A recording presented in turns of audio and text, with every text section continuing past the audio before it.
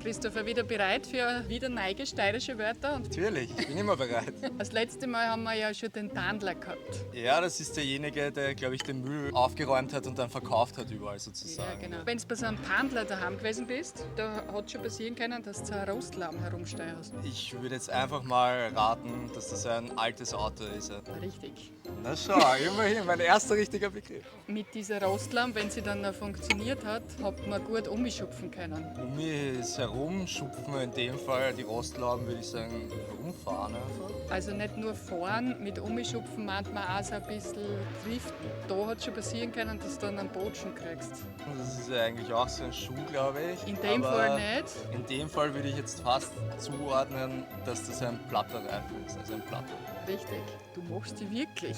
Ich glaube, Ich wir lerne können mit dazu. Also dann ist es relativ einfach, was dann das Botschenreiten ist. ja, okay, du fährst mit einem Batschen durch die Gegend sozusagen. Ja, richtig, richtig. Man sieht schon, ich bin nicht so der Kfz-Mensch. Gell? Ich muss mir das nächste Mal wieder mehr auf meinen Bereich spezialisieren.